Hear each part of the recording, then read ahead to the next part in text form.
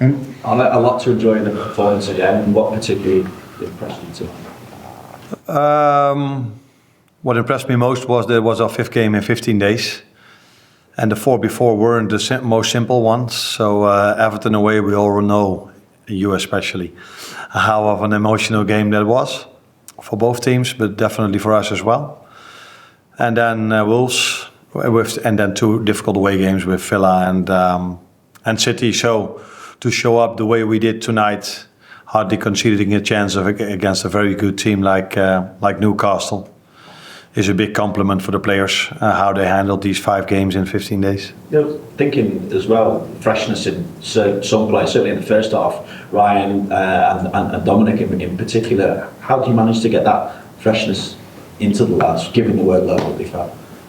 Yeah, I've explained already a few times that that's the biggest reason why I didn't took these players to Plymouth Argyle, because then they have to travel again. They're away from home for a long time. They might have to play for 10, 15, to 30, 45 minutes, because I would have definitely used them if I would have taken them. And that means for them no rest. And that's why I didn't take them to PSV Eindhoven as well, because I believe in the fact that these players are able to play 5 and 15 days like they show, but they can't do this for 10 months in a row. So they need to have once in a while a break, and we're talking about a break if I'm talking about 5-6 days of not playing a game of football. So that's why I'm still a bit disappointed that we don't play in the weekend, because then of course Mo wouldn't have played, of course Virgil wouldn't have played, but it would have been an ideal moment for the likes of Harvey Elliott, Gerard Kwanzaa, Federico Chiesa and all the others to get some playing time as well, to keep them ready for the end phase of the season. So unfortunately we're out. But that also means that the players have 2 days off now, and then from Saturday onwards we fully focus on Paris Saint-Germain again. 24 league games unbeaten now, 13 points clear at the top of the table. How close does the league title feel now? I don't know, because I don't think that way. I think about Paris Saint-Germain already, and what you don't know, but what I do know, because I watched them against City, because we play City. And I'm impressed. I'm impressed by the quality they have. I think they are in a similar run as we are. Hardly lost any single game for a long time. Although I'm not always correct in data, because 2 days ago my son told me that I made a big mistake by saying that Cristiano Ronaldo never played in the Premier League.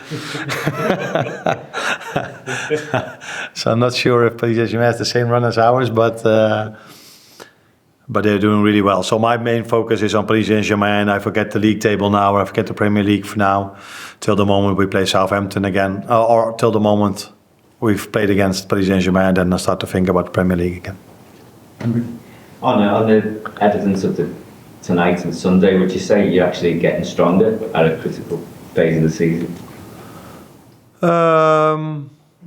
I think what impressed me most was the mental strength in both games, because after Everton, a bit, Wolves, maybe a bit after the Villa game, people start to question us a bit. And normally when players or people get questions, you always see extra work rate, so that's quite normal. That's also what I saw us doing against City. But if you get a lot of compliments, 8 out of 10 people get a bit complacent. Is that the way you say it here? But only the ones that want to achieve something don't. And that mentality of this 2 out of 10 I saw tonight, because they just found an extra gear to work even harder. We weren't perfect.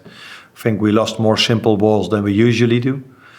But the mentality was great again, as well as the squad performance. I'm not talking about the team performance, but the squad performance. Arne, you mentioned PSG. They're on great run of form, 9 straight wins, a lot of key players in form, a lot of attacking players in form. Are they a team to be feared? I don't think we fear teams. I don't think the likes of Liverpool, Arsenal, Paris Saint-Germain, Barcelona, Real Madrid, these kind of clubs don't fear opponents, but we definitely respect them. And there's a reason for that, and that's what you just said, that they've won so many games in a row and they have so many quality players. So I think it's going to be a very interesting game for everyone who loves football. I would be surprised if there's another game at the same moment, if people who are neutral watch a different game than that one. Because I think everyone, including Paris Saint-Germain and us, were looking forward to the game. Hang on, quite a week for Dominic Szoboszlai. I mean, he's obviously done a load of work for you all season, but to get 2 big goals in games like this, you must be very pleased for him. Yeah, very pleased for him. Because he's a type of player that always looks for a teammate that's in a better position than him, if he has a chance. And this is also what you saw against Villa, where he played that ball square to Darwin. So for him to be on the score sheet now, for a player that is humble as he is when he gets a chance, but especially because of his unbelievable work rate, what he does for the teams, he definitely deserves. I think he was man of the match today. At least he came in with the trophy, so I assume he was. So he deserves the credits he's getting at the moment. He already got my credits every single time he played for us, but probably he gets it now even more for the people that are judging players not only on work rate but also on goals and assists. Mike, have you seen that midfield trio improve during the season a lot, and that the goals? I know that you have a lot of your attackers get a lot of the goals, but is that kind of what you're expecting as well from them? Yeah, I think they've improved, but if I would have told you now that they didn't improve or no one improved, then probably I gave myself a lot of criticism. So now I give myself a compliment by saying that they've improved. No. They've put so much work in, and the team is playing so well together that these players did improve. And I think if you wear the Liverpool shirt as a midfielder, you should score goals, maybe except for the number 6, but a 10 or an 8 should provide goals as well. If needed, and not always it has been needed. So sometimes they provide the assist, but today we depended on goals of them as well, and they showed up. Last couple here and here. How was it watching from up in the stands? Is it more stressful or less stressful being up there? A bit of both. Watching it real time is less stressful, less emotional, let's put it that way, because you don't feel the emotions or the energy of the players. You have a better overview. The downside is that you can see replays as well.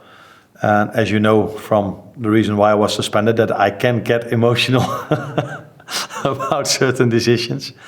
So that's sometimes then a disadvantage that you can see the replays, especially after 5 minutes. But okay.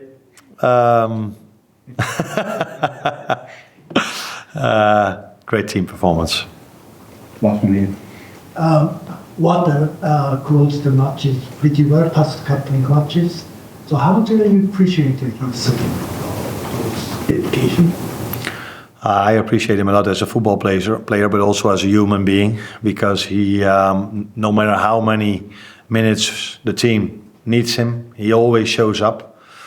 And the reason why he always shows up, and that is what makes him special, I said it a few times before, if players, and I've worked with many that were in similar situations like him, don't always find the energy to train well or day be night after the game when they didn't have playing time or 2 days after a game.